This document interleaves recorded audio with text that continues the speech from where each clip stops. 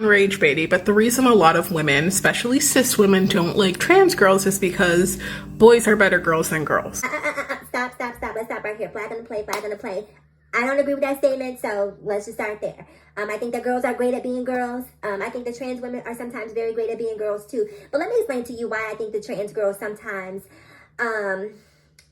level up in their girliness, so to speak, in their femininity. The reason I believe that that's true is because it's not a birthright for many of us. Many of us have been denied the right to our femininity. Some of us have even had it beaten out of us. Some of us have had it unalived out of us. And so when you finally get a chance to express that femininity, it is a celebration. It is something that you take extremely serious. And it's something that you're going to put, it becomes all consuming. You put all of your energy into your femininity. And that's something that a lot of cis women, natural women, bio women don't have to do because their femininity has always been recognized and been celebrated, and so they don't necessarily have to turn up the volume to 10 because they're very comfortable at a 5. It is men that define what the concept of femininity is, not women, and certainly not nature. Now, I agree with this statement. I think that men do define what makes a woman feminine. I think that this is why we see a lot of women flying over to places like the DR, Turkey, Puerto Rico, you name it, and risking life and limb to have, BBLs and, mommy makeovers because they want to be attractive to and for men, and they know that this is what men see as attractive.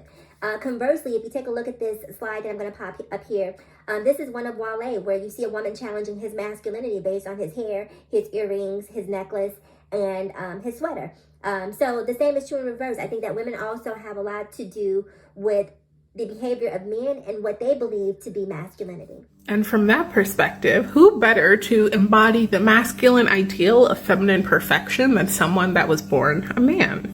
Now, I will say, as a trans woman, this is where I think she gets a bit wrong here in terms of her language, right? I understand what she's trying to communicate, but I just think the language could definitely use some fine-tuning here, right? Because as a trans woman, let me set the record straight in saying that no one is born a man. A man is something that you become, okay? No one is born a woman. A woman is something that you become. That is something that you evolve into.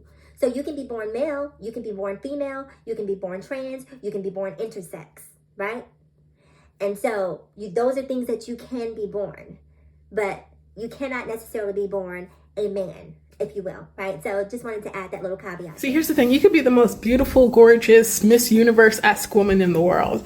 You're not competing with a Thai or a Philippine doll. It's just not going to happen because the things that you would be competing with them on, the things that you define as feminine, are given to you by men. It's men that have painted the picture top to bottom on what a feminine woman is. And none of it has anything to do with you actually being born a woman. Hell, if you look back on history, right, there are so many cultures throughout the world where men did not let women act on stage as women. Why? Because they knew that they could do it better. So if you ever find yourself getting up in arms with a trans girl because she makes you feel ugly, just remember you're not competing on a fair playing field. She's got a home field advantage. This is going to let's talk about what Sedona Violet had to say. I'm going to try to make this quick and just say, first off, I agree, but I disagree. Here's why I disagree. And don't pay any attention to this mask. This is because I don't want y'all in my business. Okay, so ignore the mask and hear the words. I know that some people are calling what she said transphobic, and I'm sure some cis women are offended because it feels as if she is essentially appeasing the trans community and sort of alienating cis women or real women, however you choose to identify.